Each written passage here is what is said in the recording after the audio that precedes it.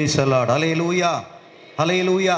நாம் அப்படியே தலைகளை தாழ்த்தி கர்த்தருடைய சன்னிதானத்திலே இந்த ஆராதனையினுடைய துவக்கம் முதல் தயவாக விட்டு வந்த சூழ்நிலைகள் எல்லாவற்றையும் மறந்து கண்களை மூடி சரீர பலவீனங்களை பார்க்காதபடி உன்னதமான ஆவியானவருடைய பலமானது நம்முடைய சரீரத்தின் மேலே இறங்கி, நம்முடைய ஆவியிலே இறங்கி, நம்முடைய ஆத்துமாவிலே இறங்கி, நம்முடைய சிந்தையிலே இறங்கி, நம்முடைய எண்ணங்களிலே இறங்கி, நம்முடைய யோசனைகளிலே இறங்கி, நம்முடைய தெரிந்தெடுப்புகளிலே இறங்கி கர்த்தர் இந்த காலை வேளையில் ஒரு விடுதலையை உண்டாக்கும்படியாக எந்த நோக்கத்தோடு கூட கர்த்தர் இந்த காலை வேளையிலே என்னையும் உங்களையும் அழைத்து கொண்டு வந்திருக்கிறாரோ அந்த நல் நோக்கத்தை பரிசுத்த ஆவியானவர் இந்த காலை வேளையில் நிறைவேற்றும்படியாக ஆண்டவருடைய சன்னிதானத்தில் தயவு செய்து கண்களை மூடி இருதயத்தை தாழ்த்தி தேவனுடைய முகத்தை நோக்கி பார்த்து உங்கள் உள்ளத்தில் தேவனை நோக்கி கதறி ஜெபம் பண்ணுங்க. ஆண்டவரே, இந்த நாளிலே என்னையும் எங்களையும் அழைத்து வந்ததற்கு ஒரு முகாந்திரம் உண்டு கர்த்தாவே. உம்முடைய சத்திய வசனத்தினாலே நாங்கள் சுத்திகரிக்கப்படும்படியாக ஆண்டவரே, இந்த தேசத்தை மாத்திரம் அல்ல ஆண்டவரே, எங்களுடைய திருச்சபையிலே, எங்களுடைய குடும்பத்திலே, தனிப்பட்ட வாழ்க்கையிலே துதியையும் ஜெபத்தையும் நாங்கள் காத்து கொள்ளுவதற்கு ஆண்டவரே, இந்த தேசத்திலே சேனைகளாய் எழும்பி ஆண்டவரே உம்முடைய திருவுள சித்தத்தை நாங்கள் நிறைவேற்றுவதற்கு எங்களுக்கு பலன் தாரும்னு கொஞ்சம் கைகளை தட்டி கர்த்தரை ஸ்தோத்திரம் பண்ணுங்க. எல்லாரும் தயவு செய்து கைகளை தட்டி நல்ல ஆவியானவருக்கு இடம் கொடுத்து பரிசுத்த ஆவியானவர் நம் மத்தியிலே உலாவுகிறார். நல்ல கைகளை உற்சாகமாக தட்டுங்க. விட்டு வந்த சூழ்நிலைகளை மறங்க. அப்பதான் கர்த்தருடைய ஆவியானவர் நம் மத்தியிலே கிரியை செய்து சரீரத்தின் கட்டுக்களை அவிழ்த்து, சிந்தையின் கட்டுக்களை அவிழ்த்து, மனதின் கட்டுக்களை அவிழ்த்து கர்த்தர் அவருடைய சித்தத்தை செய்யும்படி நம்ம எழுப்புவார். அதனால நல்லா கைகளை தட்டி விட்டு கொடுத்து கர்த்தருடைய நாமத்தை ஸ்தோத்திரம் பண்ணுங்க. எல்லாம் நல்லா கைகளை தட்டி ஹல்லேலூயா. எல்லா எதிர்மறையான எண்ணங்களை கடிந்து கொண்டு ஜெபம் பண்ணுங்க. இப்போ நீங்க கர்த்தரை துதிக்க முடியாதபடி, ஜெப சிந்தை உங்களுக்கு உண்டாக கூடாதபடி உங்களுடைய மனதிலே பல்வேறு விதமான எண்ணங்களை கொண்டு வருகிற, பலவீனங்களை கொண்டு வருகிற கைகளை தட்டுறதை நிறுத்தாதீங்க. கர்த்தரை ஸ்தோத்திரம் பண்ணுங்க. மனுஷன் சொல்றது அல்ல, தெய்வத்தினுடைய சத்தத்தை கேட்கிற எந்த ஒரு மனுஷனோ, தெய்வத்தினுடைய சத்தத்தை கேட்கிற எந்த ஒரு மனுஷையும் தன்னுடைய இருதயத்தை இந்த காலை வேளையில கடினப்படுத்த கூடாது. கர்த்தர் ஒரு புதிய காரியத்தை செய்யும்படி உங்கள் மத்தியிலே இறங்கி வந்திருக்கிறார். நம்முடைய கழுத்தின் மீது இருக்கிற அடிமைத்தனத்தின் நுகத்தை முறித்து நம்மை நிமிர்ந்து நடக்க பண்ணின தேவனாகிய கர்த்தர் இந்த காலை வேளையில எல்லா சத்துருக்களுடைய கிரியைகளை வெளியரங்கமாக்கி, அவனுடைய தந்திரங்களை நிர்மூலமாக்கி, எல்லா வஞ்சகங்களை கர்த்தர் வெளிப்படுத்தி தம்முடைய ஆவியை நம்ம மேல கர்த்தர் ஊற்ற போகிறார். நல்லா கைகளை தட்டி வாய்களை திறந்து நவ நாவுகள்ல பேசி, நல்ல அந்நிய பாஷை பேசி, நல்லா எவ்வளவு நாளாச்சு அந்நிய பாஷை பேசி, நிறைய நேரங்கள்ல பல காரியங்களுக்காக அந்நிய பாஷை பேசுறதை நிறுத்திட்டோம். ஆண்டவரே, என்னுடைய ஜெபங்கள் கேட்கப்படல. ஆண்டவரே, என்னுடைய சரீரத்தின் கட்டுகள் மாறல. ஆண்டவரே, என்னுடைய பலவீனங்கள் மாறல. ஆண்டவரே, என் பிள்ளைகளுடைய தேவைகள் சந்திக்கப்படல. ஆண்டவரே, எனக்கு வேலை கிடைக்கலன்னு அற்பமான காரியங்களுக்காக ஆவிக்குரியவைகளை பலி கொடுத்தவர்கள் ஏராளம். இன்றைக்கு கர்த்தருடைய ஆவியானவர் இந்த காலை வேளையில நம் மத்தியில திருவுளம் பற்றுகிறார். ஆண்டவரே, என்னை ஒப்பு கொடுக்கிறேன் ஐயா, என் நாவின் கட்டுக்களை அவிழ்ங்கப்பா. ஆண்டவரே, ஆதி அன்புக்கு நேராக, பலத்திற்கு நேராக, சத்துவத்திற்கு நேராக என்னை இழுத்து கொண்டு வாரும் என்று யார் ஒருவர் இந்த காலை வேளையில தன்னுடைய ஆத்துமாவை தேவ சன்னிதானத்திலே தாழ்த்துகிறார்களோ, தன்னுடைய ஆவியை தேவ சன்னிதானத்திலே தாழ்த்துகிறார்களோ, ஆவியானவர் இந்த காலை வேளையில எல்லா சத்துருவின் கிரியைகளை நிர்மூலமாக்கி, எல்லா அந்தரங்க கிரியைகளை வெளியரங்கமாக்கி, எல்லா மனதின் கட்டுக்களை அவிழ்த்து, ரீபா ராபா காபா தூனாமா சந்தாலா தியாந்தலா நல்லா வாய்களை திறந்து அந்நிய பாஷை பேசுறவங்க இந்த சபையை கர்த்தர் ஆவியினாலே நிரப்பும்படியாக, அபிஷேகத்தினாலே நிரப்பும்படியாக, நுகங்களை முறிக்கும்படியாக விட்டு கொடுக்கிறோம். ஆவியானவரே, இந்த காலை வேளையிலே எல்லா நுகங்களை முறிக்கிற தேவத்தினுடைய கரம் ஆண்டவரே எங்கள் சிரசின் மேல் இறங்கி வருகிறதற்காக நன்றி. எங்களுடைய போராயுதங்கள் மாம்சத்துக்கு ஏற்றவைகளாய் இராமல் அரண்களை நிர்மூலமாக்குகிறதற்கு தேவ பலமுள்ளவைகளாய் இருக்கிறது. அவைகளால் நாங்கள் தர்க்கங்களையும் தேவனை அறிகிற அறிவுக்கு விரோதமாய் எழும்புகிற எல்லா மேட்டிமைகளையும் நிர்மூலமாக்கி எந்த எண்ணத்தையும் கிறிஸ்துவுக்கு கீழ்ப்படிய சிறைப்படுத்துகிறவர்களாய் இருக்கிறோம் என்று பவுல் சொல்லுகிறாரே. அப்படியே ரெண்டு கரங்களை வானத்திற்கு நேராக உயர்த்தி, ரெண்டு கரங்களையும் வானத்திற்கு நேராக உயர்த்தி, அறிக்கையிடப்படாத பாவத்திற்கு பின்பாக பலவீனங்கள் மறைந்திருக்கும். அறிக்கையிடப்படாத துன்மார்க்கத்திற்கு பின்பாக பலவிதமான சத்துருவனுடைய கிரியைகள் மறைந்திருக்கும். இந்த காலை வேளையில விடுதலையோடு கூட கர்த்தரை ஆராதித்து தேவன் இன்றைக்கு நமக்கு ஒரு கருப்பொருளை தந்திருக்கிறார். இந்த தேசத்திலே, இந்த பட்டணத்திலே, நம்முடைய சமுதாயத்திலே, நாம் வாழ்கிற தெருவிலே நாம் துதி சேனையாக, ஜெப சேனையாக எழும்பி தெய்வத்தினுடைய சித்தத்தை நிறைவேற்றும்படிக்கே கர்த்தர் இந்த காலை வேளையில நம்மை அழைத்து கொண்டு வந்திருக்கிறார். என்ன அர்ப்பணிக்கிறேன்னு சொல்றவங்க ரெண்டு கைகளையும் பரத்திற்கு நேராக உயர்த்தி விட்டு வந்த சூழ்நிலைகள் எல்லாவற்றையும் மறந்து, அப்பா என் சரீரத்தை உமக்கு ஆண்டவரே நீதியின் ஆயுதங்களாய் ஒப்புவிக்கிறோம். எங்கள் மனதை தெய்வத்தினுடைய சன்னிதானத்திலே தாழ்த்துகிறோம் ஐயா. எங்கள் ஆவியை தாழ்த்துகிறோம் ஐயா. எங்கள் மனதை தாழ்த்துகிறோம் ஐயா. இந்த காலை பொழுதுல உம்மை அறிகிற அறிவுக்கு விரோதமாய் எழும்புகிற மன மேட்டிமைகளை ஆண்டவரே உம்முடைய பாதத்திற்கு கீழ் கொண்டு வருகிறோம். வாய்களை திறந்து சொல்லுங்க. ஆண்டவரே உம்மை அறிகிற அறிவுக்கு விரோதமாய் வருகிற எல்லா மன மேட்டிமைகளை, ஆண்டவரே உம்மை துதிக்க கூடாதபடி வருகிற எல்லா கட்டுகளை, எல்லா எண்ணங்களை இயேசுவுக்கு கீழ்ப்படுத்துகிறோம் ஆண்டவரே, கீழ்ப்படுத்துகிறோம் ஆண்டவரே. ஜெயத்தை இந்த காலை வேளையிலே சுதந்தரித்துக் கொள்ளுகிறோம். கர்த்தர் தொடர்ந்து எங்களோடு கூட இடைபடுவீராக. இந்த ஸ்தலம் முழுவதும் ஆட்டுக்குட்டியானவருடைய இரத்தத்தை தெளிக்கிறோம். வந்திருக்கிற ஜனங்களின் மேல் ஆட்டுக்குட்டியானவருடைய இரத்தத்தை தெளிக்கிறோம். கட்டுக்களை முறிக்கிறவர், நுகங்களை அறுக்கிறவர் இப்பொழுது எங்கள் மத்தியிலே உலாவிக் கொண்டிருக்கிறதற்காய் ஸ்தோத்திரம். உம்முடைய ஜனமாகிய இஸ்ரவேலரின் கழுத்தின் மீது இருந்த அடிமைத்தனத்தின் நுகத்தை முறித்து அவர்களை நிமிர்ந்து நடக்க பண்ணின எங்கள் தேவனாகிய கர்த்தர் இந்த காலை வேளையில அதே காரியத்தை செய்யும்படி இறங்கி வந்திருக்கிறதற்காக நன்றி சொல்லுகிறோம். ஒப்பு கொடுத்திருக்கிற பிள்ளைகளுக்காய் உம்மை துதிக்கிறோம். தொடர்ந்து கர்த்தர் எங்களோடு கூட பேசும். இயேசுவின் நாமத்தில் வேண்டுகிறோம் நல்ல பிதாவே, ஆமேன். அமர்ந்து கொள்ளலாம், அமர்ந்து கொள்ளலாம். கைகளை தட்டி கர்த்தருடைய நாமத்தை ஸ்தோத்திரம் பண்ணலாம். கர்த்தரும் இரட்சகருமாய் இருக்கிற ஆண்டவராகி இயேசுவின் நாமத்தினாலே இந்த விசேஷித்த கூடுகைக்கு வந்திருக்கிற உங்கள் யாவருக்கும் என்னுடைய வாழ்த்துதலையும் நன்றியும் தெரிவிக்கிறேன். தேவனாகிய கர்த்தர் தாமே உங்கள் ஒவ்வொருவரையும் ஆசீர்வதித்து இந்த நாளிலே தம்முடைய திருவுள சித்தத்தை கர்த்தர் நிறைவேற்றுவாராக. விசேஷமாய் அடியானை அழைத்து இந்த நல்ல வாய்ப்பினை அருளின நம்முடைய திருச்சபை போதகர் ஐயாவுக்கு என்னுடைய நன்றியும் வாழ்த்துதலையும் தெரிவிக்கிறேன். பாரத்தோடு கூட அவங்க இந்த கூடுகையை ஒழுங்கு செஞ்சிருக்கிறாங்க. கடந்த நாள் என்னோடு கூட அன்பிற்குரிய பாஸ்டர் பேசின பொழுது இந்த கூடுகையினுடைய பாரத்தை குறித்து அவங்க பகிர்ந்து கொண்டாங்க. இந்த புதுச்சேரி மாநிலத்திலே அன்பிற்குரிய இந்த தரிசனத்தை கொண்டு ஐயாவை கொண்டு கர்த்தர் நடப்பித்த எல்லா வல்லமையான ஊழியங்களுக்காக நான் கர்த்தரை ஸ்தோத்தரிக்கிறேன். சில ஆண்டு காலம் இந்த ஊழியத்தோடு கூட இணைந்து நானும் ஓடுவதற்கு கர்த்தர் கிருபை பாராட்டினார். அதற்காகவும் நான் நன்றி செலுத்துகிறேன். எத்தனை பேர் விசுவாசிக்கிறீங்க போகாது? அல்லேலூயா. சத்தத்தை காணும். அல்லேலூயா. நல்ல சத்தமா சொல்லுங்க. அல்லேலூயா, அல்லேலூயா. பக்கத்துல கை கொடுத்து கேளுங்க. நீங்கள் தரிசனம் பெற்றவர்கள் தானா கேளுங்க. ரொம்ப தூரத்தில் இருக்கிறாங்க, அதுவே கொஞ்சம் கஷ்டமா தான் இருக்கு. அல்லேலூயா. நீங்க தரிசனம் பெற்றவர்கள் தானா? அல்லேலூயா. ஏன் ரொம்ப சோர்ந்து போயிருக்கிறீங்க கேளுங்க பக்கத்துல உங்களை பார்த்து. அல்லேலூயா, அல்லேலூயா, அல்லேலூயா. நான் உற்சாகமா இருக்கிறவங்கிறவங்க அல்லேலூயா சொல்லுங்க பாப்போம். சத்தம் இது பழைய சத்தமே கிடையாது. அல்லேலூயா. நான் ஆரம்ப நாட்களில் சபையில் உங்கள் சபையில் நம்ம சபையில் கேட்ட சத்தம் இல்லை. சொல்லுங்க பாருங்க, ஆட்கள் கொஞ்சமாக இருக்கிறதுனால சத்தம் கம்மியாக இருக்க ஐயான்லாம் சொல்லாதீங்க. அல்லேலூயா. நல்ல சத்தமாக சொல்லுங்க, நான் உற்சாகமாக இருக்கிறேன். அல்லேலூயா, அல்லேலூயா. பக்கத்தில் கை கொடுத்து சொல்லுங்க, வாயின் வார்த்தையும் இருதயமும் ஒத்து போனா நீங்க நல்லா இருக்கிறீங்கன்னு அர்த்தம். அல்லேலூயா. நான் சொல்றேன் கரெக்டா?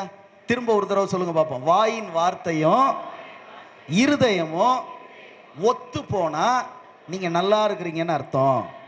அல்லேலூயா, அல்லேலூயா. மாபெரிய காரியங்களை செய்தவன் எலியா. கர்மேல் பர்வதத்திலே அக்கினியை இறக்கி கர்த்தரே தெய்வம் என்று நிரூபித்து 450 பாகால் தீர்க்கதரிசிகளை வெட்டி போட்டு தேவனுடைய சித்தத்தை நிறைவேற்றினவன் எலியா. ஆனால் அவன் கொல்லப்பட போகிறான் என்கிறதான ஒரு செய்தி அவனுக்கு வந்த பிறகு அவன் என்ன செய்யறான்? ஓடி போய் ஒரு சூரை செடியின் கீழே அமர்ந்து அவன் சொல்லுகிறான், போதும் கர்த்தாவே, என் ஆத்துமாவை எடுத்துக்கொள்ளும். அல்லேலூயா. இன்னைக்கு காலையில் இந்த மாதிரி மனநிலையில் யாராவது உட்கார்ந்துருக்கீங்களா? போதும் கர்த்தாவே, ஓடின ஓட்டம், ஆடின ஆட்டம், துதிச்ச துதி, ஜபம் பண்ணதெல்லாம் போதும் கர்த்தாவே. பைபிளை நீங்கள் நல்லா வாசிக்கிறவங்களா இருந்தால் அங்கே இருக்கிற ஒரு வேடிக்கையை நீங்கள் புரிஞ்சுக்குவீங்க, அங்கே இருக்கிற ஒரு தவறை புரிஞ்சுக்குவீங்க. என்னன்னா, இந்த எலியா ஓடினது எதுக்குன்னா, வசனம் சொல்லுகிறது பிராணனை காக்க. சொல்லுங்க பார்ப்போம், சத்தமாக சொல்லுங்க, எதை காக்க? ஆனால் சூர செடிக்கு கீழே ஜபம் என்ன எடுத்துக்கோ. ஏன் ஓடன? பக்கத்துவங்களை பார்த்து கேளுங்க, ஏன் ஓடுனீங்க? ஏப்பா, நீ சாவணும்னு இருந்தா ஊர்ல இருந்திருக்கலாம், அவ வெட்டி கொண்டு இருப்பா. ஆனா ஓடுனது பிராணனை காக்க.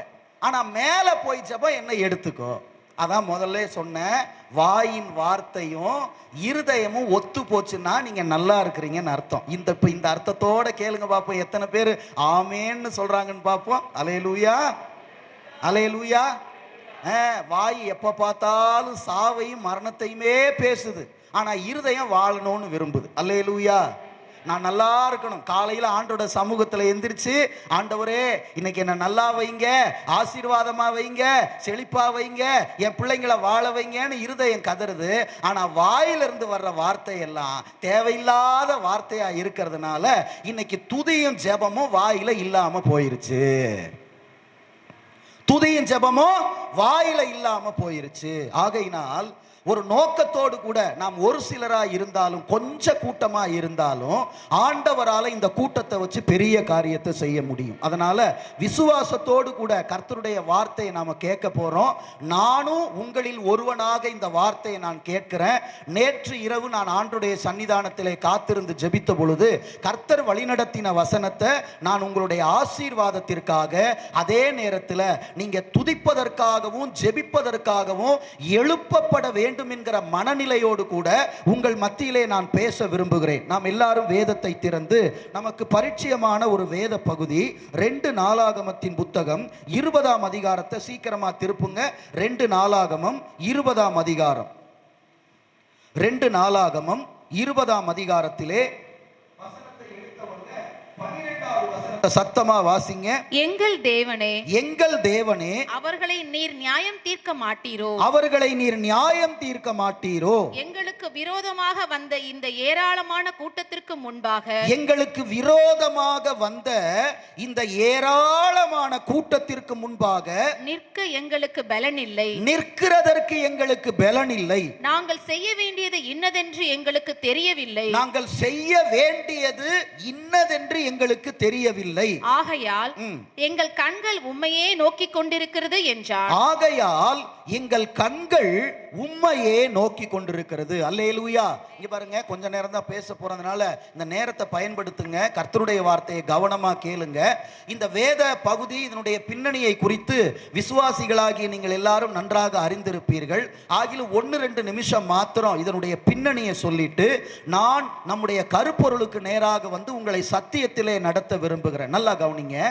யூதா அந்த ராஜாக்களிலே யோசபாத் என்கிற ராஜாவை குறித்து நீங்க வேதத்துல நிறைய படிச்சிருப்பீங்க. அவன் உண்மை உள்ளவனாக, உத்தமம் உள்ளவனாக, தேவனுக்கு பயப்படுகிற ஒரு ராஜாவா இருந்தான் என்று சொல்லி நாம் வேதத்திலே வாசிக்கிறோம். அப்படி அவன் அரசாட்சி செய்து கொண்டிருந்த பொழுது அம்மோன் புத்திரர்களும் மோவாபியர்களும் சேயீர் மலை தேசத்தார் என்ன செய்றாங்க? திடீர்னு இந்த யோசபாத்திற்கு விரோதமாக யூதா ஜனங்களுக்கு விரோதமாக அணிவகுத்து சேனைகளாக அவர்களை மேற்கொள்வதற்காக புறப்பட்டு வருகிறார்கள். அப்படி வரும் பொழுது அவர்களை மேற்கொள்வதற்கு, அவர்களை ஜெயிப்பதற்கு இந்த யோசபாத் என்ன காரியங்களை செய்தான் என்பதை குறித்து இந்த 20வது அதிகாரத்தில் 1 முதல் 30 வரைக்கும் ஆண்டவர் தெளிவான சில காரியங்களை எழுதி வைத்திருக்கிறார். நல்லா கவனிங்க. நன்றாக அரசாட்சி போய் கொண்டிருக்கிறது. யோசபாத் தேவனுக்கு பயந்து ஜனங்களை நடத்தி கொண்டிருக்கிறான்.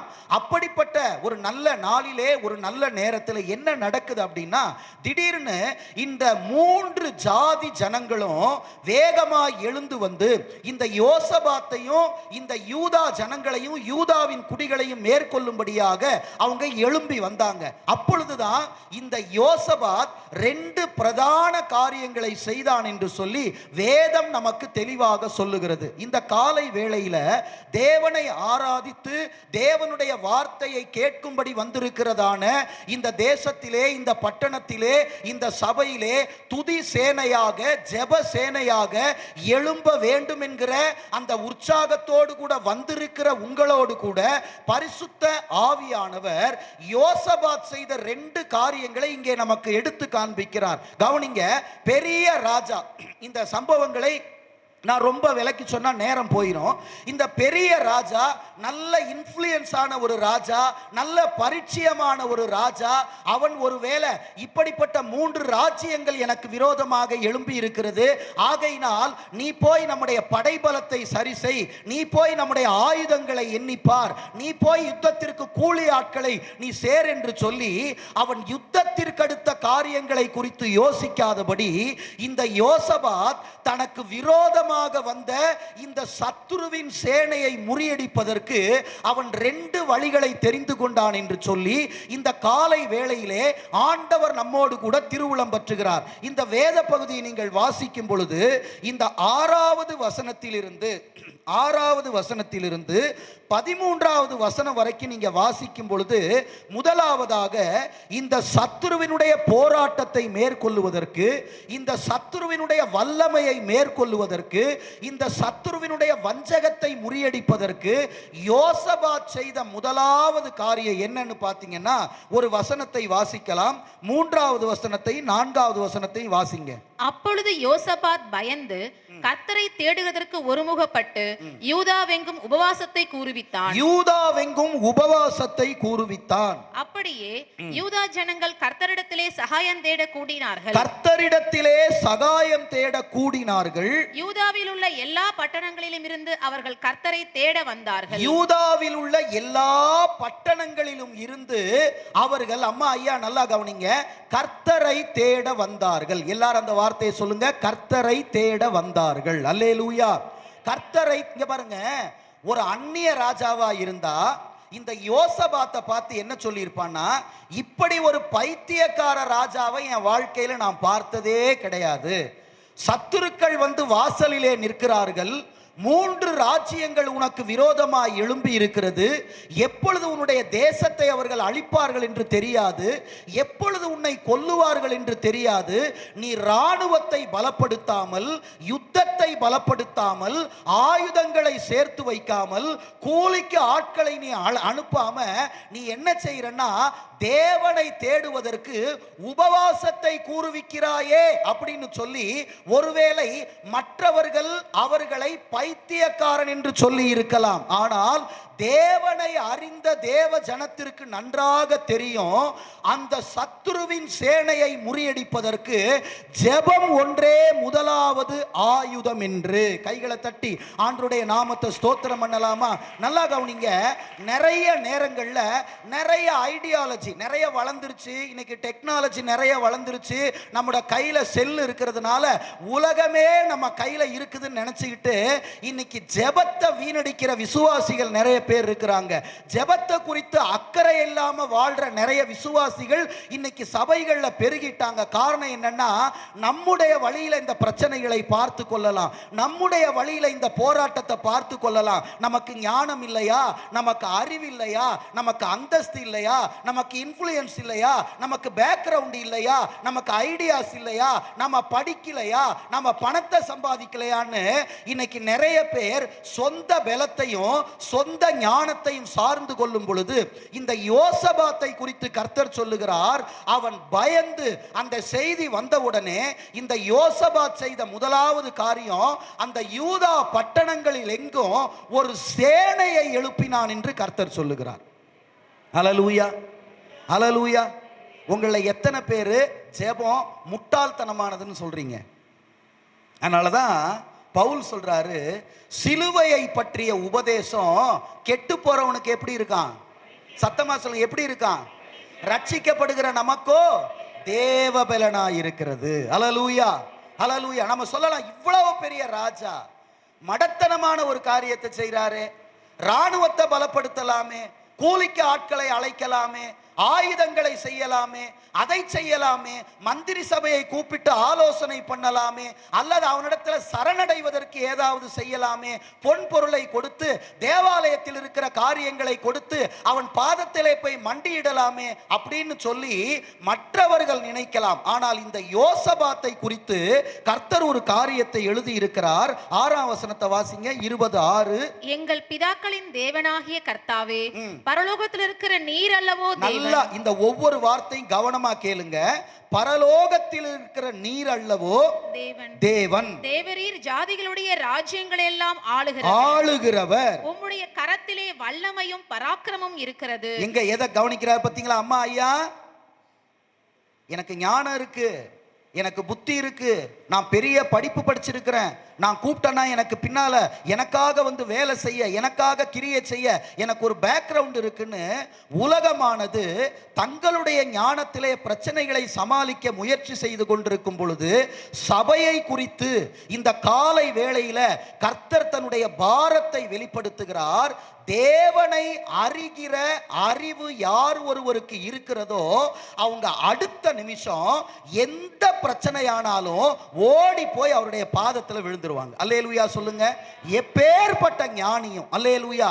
ஆனா அவங்களுக்கு இருக்க வேண்டிய ஒரு அத்தியாவசியமான தேவை தேவனை அறிகிற அறிவு. எல்லாரும் சொல்லுங்க பாப்போம். இன்னொரு முறை அந்த வசனத்தை வாசிங்க. எங்கள் பிதாக்களின் தேவனாகிய கர்த்தாவே, பரலோகத்தில் இருக்கிற நீர் அல்லவோ தேவன். நீர் அல்லவோ தேவன். தேவரீர் ஜாதிகளுடைய ராஜ்யங்களை எல்லாம் ஆளுகிறவர். உம்முடைய கரத்திலே வல்லமையும் பாருங்க, உம்முடைய கரத்திலே வல்லமையும் பராக்கிரமமும் இருக்கிறது. ஒருவரும் உம்மோடு எதிர்த்து நிற்க. நல்லா கைகளை தட்டி கர்த்தருடைய நாமத்தை ஸ்தோத்திரம் பண்ணி இந்த வார்த்தையை அங்கீகரிங்க. அல்லேலூயா. இந்த வார்த்தையை உங்க சபைக்காக அங்கீகரிங்க, இந்த வார்த்தையை உங்க குடும்பத்துக்காக அங்கீகரிங்க, இந்த வார்த்தையை உங்க தனிப்பட்ட வாழ்க்கைக்காக அங்கீகரிங்க. அல்லேலூயா. அவர் எதை பார்க்கிறார்னா, உம்முடைய கரத்திலே வல்லமையும் பராக்கிரமமும் இருக்கிறது. அல்லேலூயா.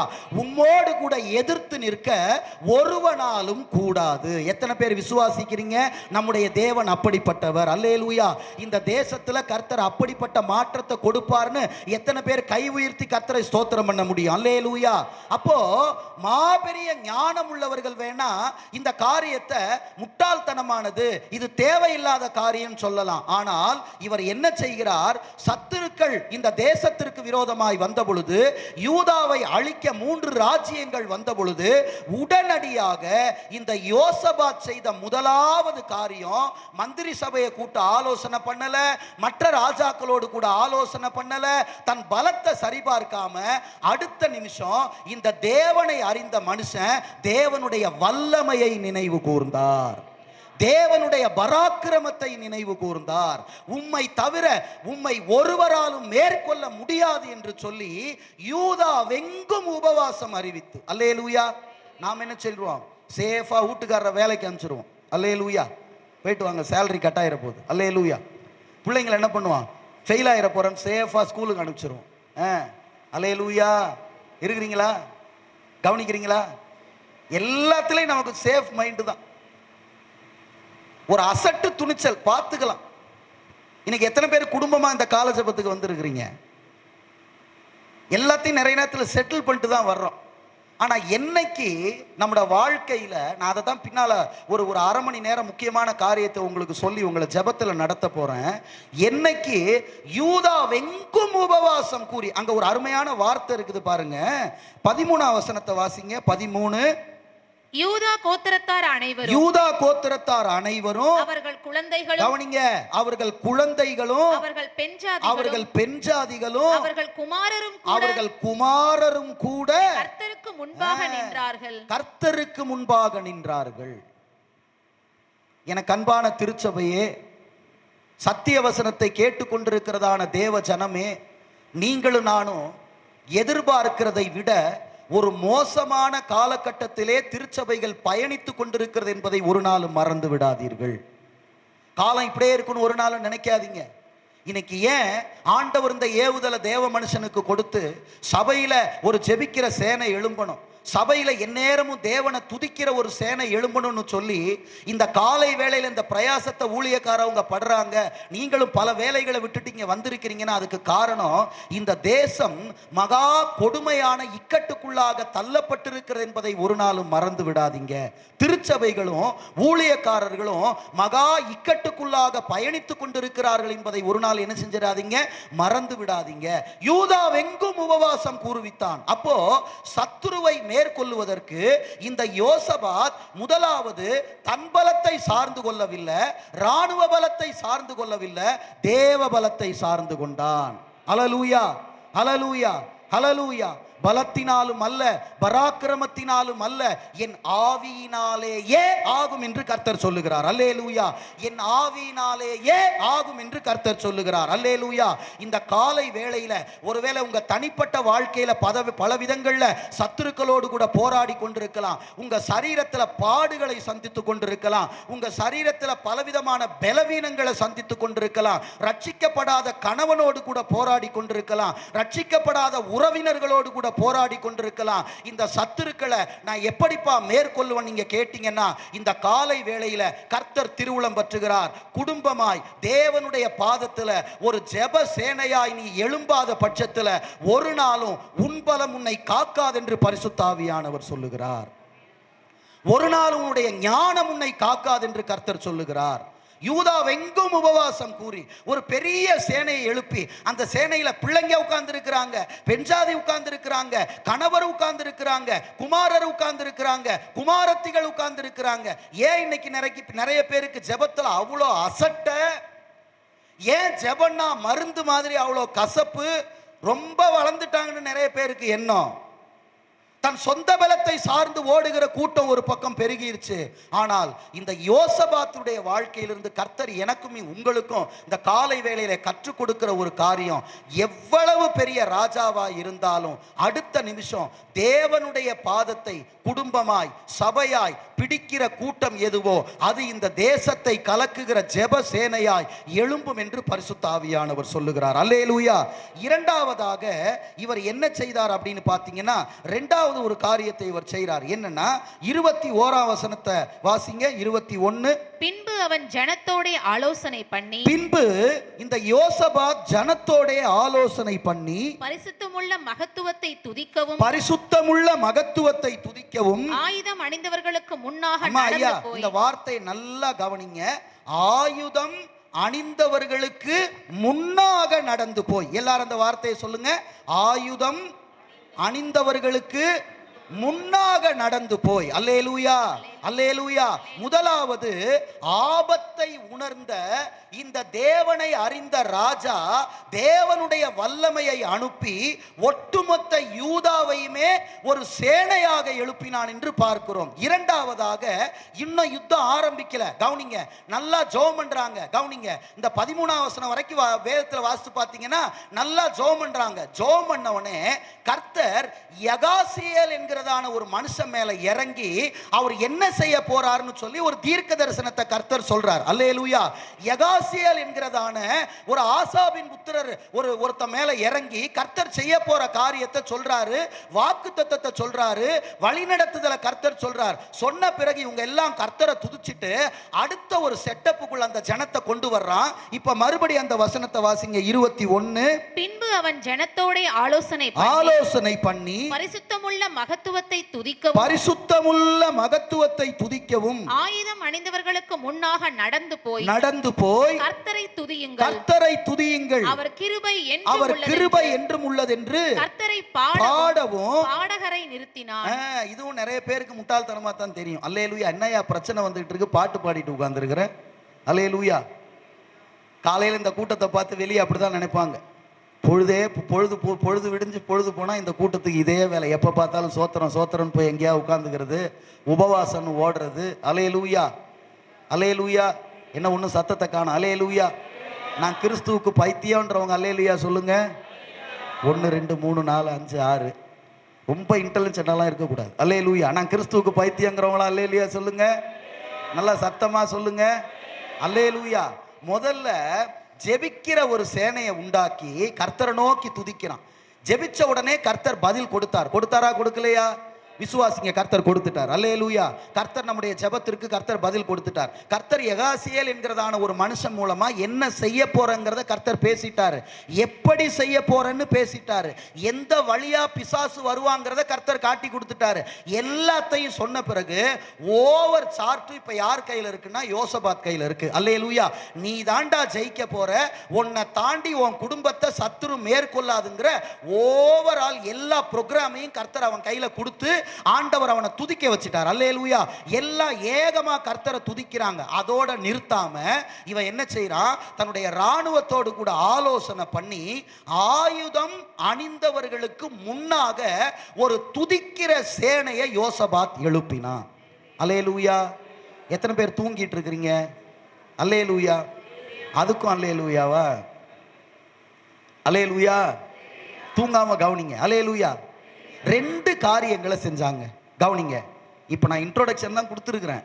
நாங்கள் உங்களை 10 11 மணிக்கு தான் வீட்டுக்கு அனுப்புவோம். பாஸ்டர் சொல்லிட்டார். அல்லேலூயா. அல்லேலூயா. கவனிங்க. 2 காரியங்களை இந்த யோசபாத் செஞ்சான். 2 காரியம். ஏன்னா அவன் நல்லா தேவனை அறிஞ்சவன். யாரை சார்ந்துகிட்டா இந்த பலவீனத்திலிருந்து விடுதலை வரும், யாரை சார்ந்துகிட்டா இந்த யுத்தத்தில் ஜெயம் கிடைக்கும். இந்த காலை வேளையில என்ன மாதிரி மனப்போராட்டத்தோடு கூட நீங்க உட்கார்ந்து இருக்கிறீங்கன்னு எங்களுக்கு தெரியாது. என்ன மாதிரி தேவையோடு நீங்க உட்கார்ந்து இருக்கிறீங்கன்னு எங்களுக்கு தெரியாது. என்ன மாதிரி ஜெபத்தோடு கூட உட்கார்ந்து இருக்கிறீங்கன்னு எங்களுக்கு தெரியாது. என்ன மாதிரி கண்ணீரோட உட்கார்ந்து இருக்கீங்கன்னு எங்களுக்கு தெரியாது. உங்க இருதயம் எந்த காரியத்தின் நிமித்தம் உடைக்கப்பட்டிருக்கிறதுன்னு எனக்கு தெரியாது. ஆனால் ஆவியானவர் சிலரோடு கூட பேசுகிறார். இந்த யோசபாத்தை போல நீ ஜெபிக்கிறவனாக துதிக்கிறவனாக மாறுவாயானால் ஒட்டுமொத்த யூதாவையும் ஜெபத்திற்கு நேராய் நடத்தின, ஒட்டுமொத்த யூதாவையும் துதிக்கு நேராக நடத்தின, சேனைகளாய் அவர்களை எழும்ப பண்ணின இந்த யோசபாத்தை போல நீ தேவனை சார்ந்து கொள்வாயானால். ஏன்னா நிறைய பேருக்கு சீரியஸ்னஸே தெரியல, என்ன நடந்துட்டு இருக்குங்கிற சீரியஸ்னஸே தெரியாததுனால தான் அவங்க எப்பொழுதும் போல இந்த சிம்சோன் வழக்கத்தின்படியே எப்பொழுதும் போல எழும்புவேன்னு தெலிலாளுடைய மடியிலிருந்து எழுந்தான். அல்லேலூயா சொல்லுங்க. அங்க ஒரு வார்த்தை வருது, எப்பொழுதும் போல. எல்லாரும் சொல்லுங்க, சத்தமா சொல்லுங்க. ஆமா, எல்லா நாளும் எப்பொழுதும் போலலாம் இருக்காது. வேதத்துல 2 மடி இருக்குது. ஒன்னு தெலிலாளுடைய மடி. நான் புறஜாதியானுக்கு பேசல, விசுவாசிக்கு பேசிட்டு இருக்கிறேன். இது நிறைய நேரத்தில் அந்த மாதிரி மாறிடும். அல்லேலூயா. செல்லெல்லாம் கொண்டு வந்துருக்கிறீங்களா? பத்திரமா வச்சுக்கோங்க. கடைசியாக ஞான ஸ்நானம் கொடுப்போம். அல்லேலூயா. இது நிறைய பேருக்கு தெளிலாளுடைய மடியா மாறிடுச்சு. இன்னைக்கு யாரை பத்தி பேசுறீங்க? புறஜாதிகளை பத்தியா? இல்ல, பிலீவரை பத்தி பேசுறோம். தெளிலாளுடைய மடி. காலையில எந்திரிச்சா இதுல தான் கண் விழிக்கிறது. 12 மணிக்கு தூங்கி உழுவும் போது எதுல தான் உழுவுறது? இதுல தான். ஆனா இயேசுவை குறித்து சொல்லப்பட்டிருக்கு. யோவான் 1 அதிகாரத்துல வசனத்தை எடுக்க வேணாம். பிதாவின் மடியில் இருக்கிற ஒரே பேரான குமாரன். Over confident. பார்த்துக்கலாம். எப்பொழுதும் போல ஏன்சா 2 முறை நீ தப்பிச்சிட்ட, 3வது முறை தப்பிப்பியா? பெலிஸ்தியர் உண்மையில் வந்து விட்டார்கள். விட்டார்கள், உதறிவிட்டு எழுந்தான். பெலிஸ்தியர் உண்மையில் வந்து விட்டார்கள், உதறிவிட்டு எழுந்தான். மூணாவது முறை டோட்டலா மொட்டை அடிச்சாச்சு. அபிஷேகம் போயிருச்சு, அனல் போயிருச்சு, வரம் போயிருச்சு, ஜெபம் போயிருச்சு, துதி போயிருச்சு, கிருப போயிருச்சு. மடியில படுத்திருக்கிற எப்பொழுதும் போல எனக்கு அன்பான தேவனுடைய ஜனமே, துதிக்கிறதும் ஜெபிக்கிறதும் ஒரு விசுவாசினுடைய வாழ்க்கையிலிருந்து, ஒரு திருச்சபையினுடைய வாழ்க்கையிலிருந்து எடுபட்டு போகுமானால் அங்கே சத்துருவினுடைய வல்லமை செயல்படும் என்பதை மறந்து விடாது. எல்லா நாளும் எப்பொழுதும் போலெல்லாம் இருக்காது. ஒவ்வொரு நாளும் நீ கண் விழிக்கிற மடி பிதாவின் மடியா இருக்கணும். ஒவ்வொரு நாளும் நீ விழிக்கிற இடம் பிதாவின் சமூகமா இருக்கணும். ஒவ்வொரு நாளும் துதியோடும் ஜெபத்தோடும் வாழ்க்கையை ஆரம்பிங்க. ஒவ்வொரு நாளும் துதி சேனையாய் ஜெப சேனையாய் சபையில எழும்புங்க, பட்டணத்தில் எழுப்புங்க. தேவ மனிதர் மூலமாய் அன்னைக்கு யகாசியேல் மேல கர்த்தருடைய ஆவியானவர் எழும்பினார். இப்ப இங்க பாஸ்ரையா உட்கார்ந்து இருக்கிறார். ஏதோ அவருக்கு டைம் போல, ஏதோ ஒரு என்டர்டெயின் பண்ணுவோன்னு சொல்லியா உங்களை என்னையும் கூப்பிட்டாரு? ஏதோ ஒரு உணர்த்துதல் வந்திருக்கு.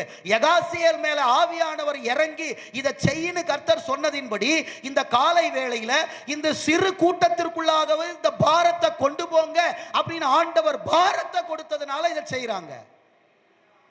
உணர்ந்து கொள்ளுங்கள் தேவ ஜனமே. நீங்க துதிக்கலன்னு நாங்க உங்களை குற்றப்படுத்தல, நீங்க ஜெபிக்கலன்னு உங்களை நாங்க குற்றப்படுத்தல. ஆனா முன்பிருந்தது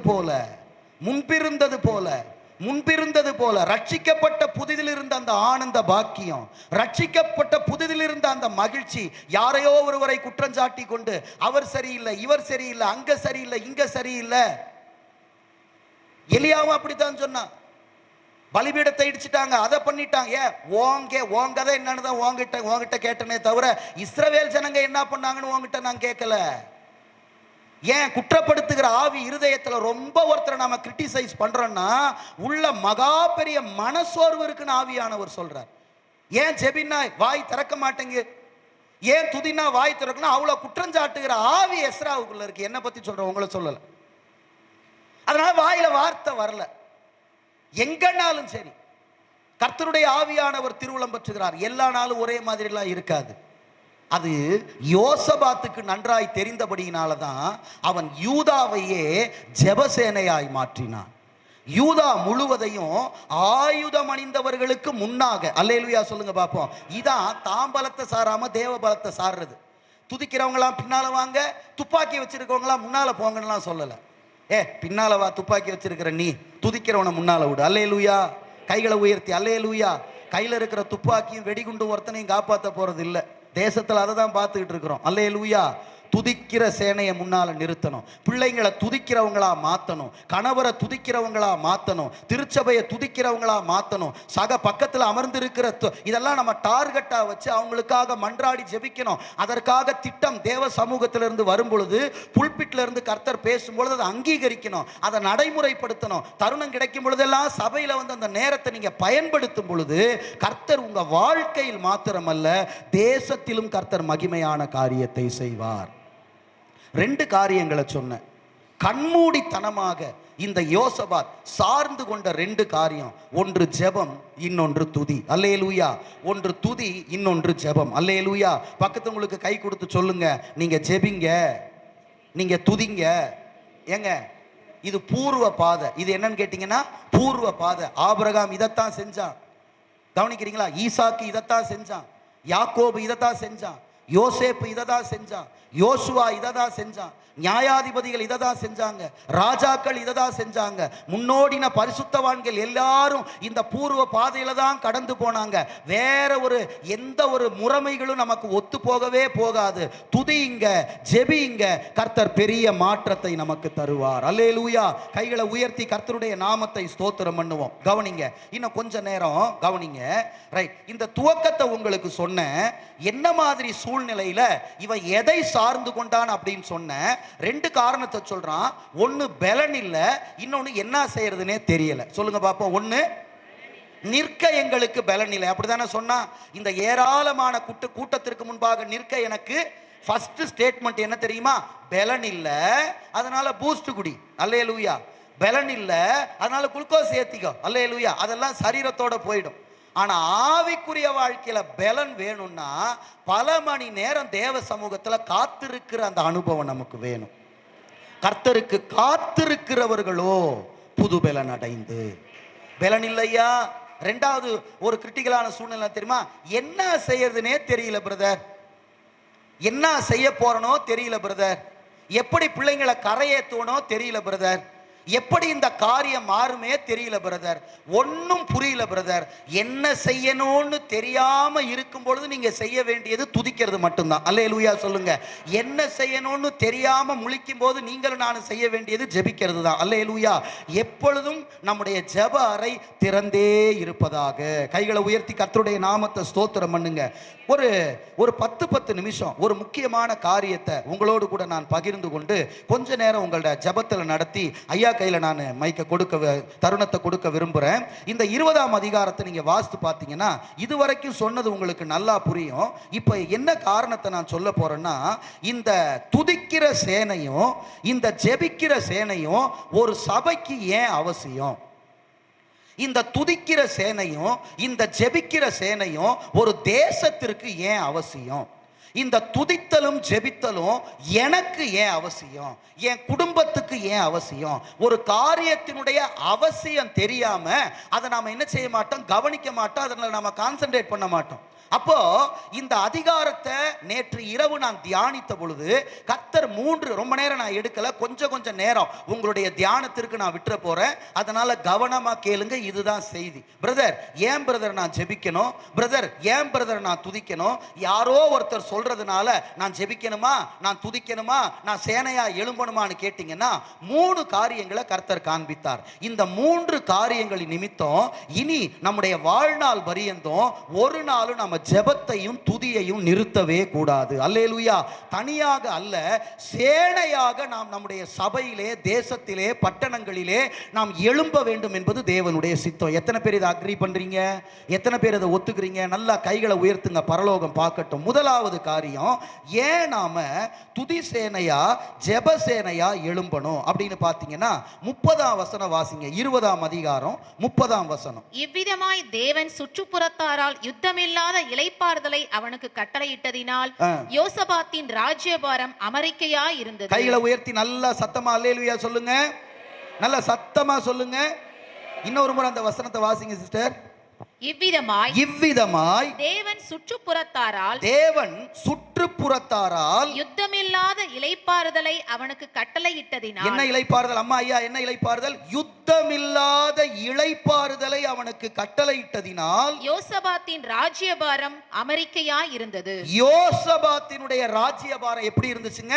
அமெரிக்கையாய் அமைதலாய் இருந்தது. இந்த காலை வேளையில ஆண்டவர் எனக்கு ஒரு அமைதலுள்ள வாழ்க்கை வேணும், எனக்கு ஒரு சமாதானமான வாழ்க்கை வேணும், எனக்கு சண்டை சச்சரவுகள் இல்லாத வாழ்க்கை வேணும், யுத்தம் இல்லாத ஒரு இளைப்பாறுதல் வேணும்னு இந்த காலை வேளையில யாராகிலும் உங்க குடும்பத்தை முன்னிட்டு உங்க வேலை ஸ்தலத்தில் நீங்க போராடி கொண்டிருக்கிற போராட்டம், உங்க பாஸோட உங்களுக்கு வந்திருக்கிற பிரச்சனை, உங்க சுற்றுப்புறத்தாரால உங்களுக்கு வந்திருக்கிற பிரச்சனை, உங்க உறவுகளால உங்களுக்கு வந்திருக்கிற பிரச்சனை, உங்க வியாதியினால உங்களுக்கு வந்திருக்கிற இழைப்பு, உங்களுடைய பல்வேறு விதமான மன போராட்டங்களினால எதிர்பார்ப்புகளினால சோர்ந்து போயிருப்பீர்களானா கர்த்தர் சொல்றாரு, ஏன்பா நீங்க ஜெபசேனையா மாறணும்? ஏன்பா நீங்க துதி சேனையா மாறணும்? ஏன்பா யோசபாத்தை போல கர்த்தரை நீங்க தேட ஒருமுகப்படணும்னா?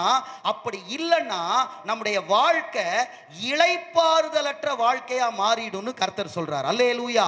இவ்விதமாய் நல்லா கவனிங்க, இவ்விதமாய் கர்த்தர் யூதாவுக்கு எப்படி சமாதானத்தை கொடுத்தாராம், இளைப்பாறுதலை கொடுத்தாராம்? யுத்தமில்லாத இளைப்பாறுதலையும் அமெரிக்கையான ராஜ்ய பாரத்தையும் கர்த்தர் கொடுத்தார்.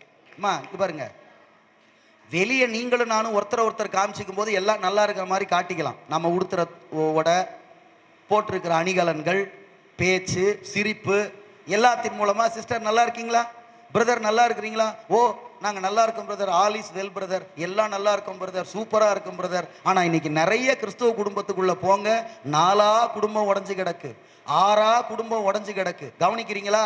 ஒருத்தரோட ஒருத்தர் பேசுறது இல்லை, சமாதானம் இல்லை. ஆனால் வருமானத்துக்கு குறை இல்லை, வசதிக்கு குறை இல்லை, பொருளாதாரத்திற்கு குறை இல்லை. ஆனால் சமாதானம், சந்தோஷம், நிம்மதி, விட்டு கொடுத்தல்.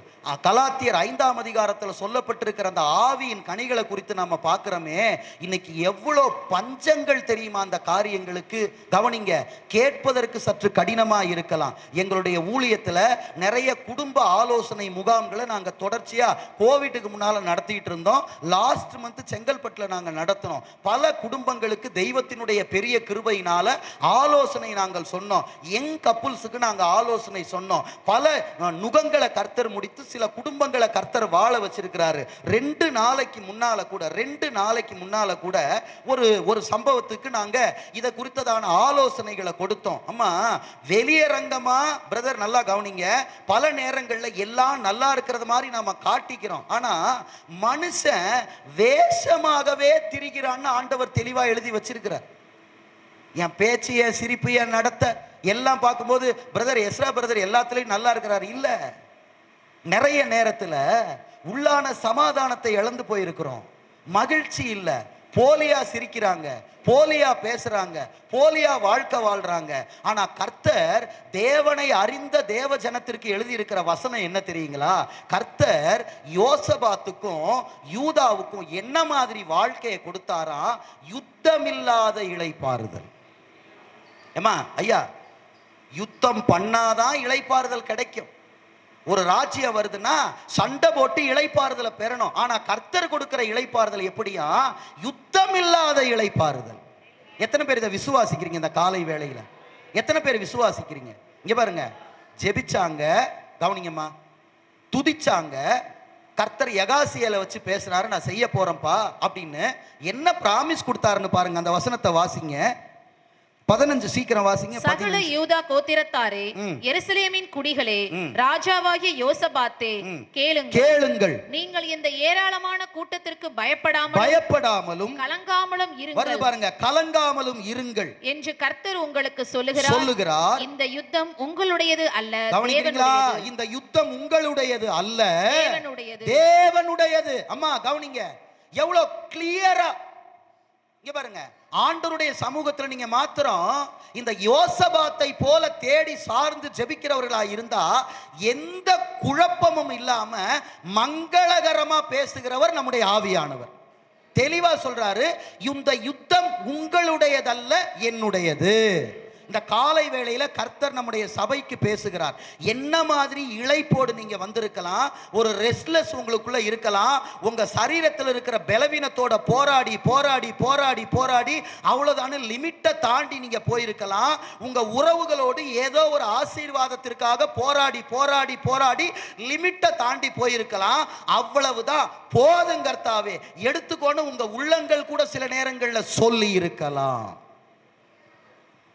கர்த்தர் சொல்றாரு, இந்த யுத்தம் உங்களுடையது அல்ல. இதை ஏற்றுக்கொள்றவங்களுக்கு அப்படியே நடக்கட்டும், ஆமென். இந்த யுத்தம் உங்களுடையது அல்ல, இது தேவனுடையது. அடுத்த வசனம், அடுத்தது வேணா 17 சீக்கிரம் வாசித்துருங்க. இந்த யுத்தத்தை பண்ணுகிறவர் நீங்கள் அல்ல, யூதா மனுஷரே, எருசலேமின் ஜனங்களே, நீங்கள் தரித்து நின்று கர்த்தர் உங்களுக்கு செய்யும் ரட்சிப்பை பாருங்கள். பயப்படாமலும் கலங்காமலும் இருங்கள். திரும்ப கன்ஃபார்ம் பண்றாரு, பயப்படாமலும் கலங்காமலும் இருங்கள். நாளைக்கு அவர்களுக்கு எதிராக புறப்படுங்கள், கர்த்தர் உங்களோடே இருக்கிறார். கைகளை உயர்த்தி அல்லேலூயா. ஜெபிச்சாங்க, துதிச்சாங்க, கிளம்புனாங்க.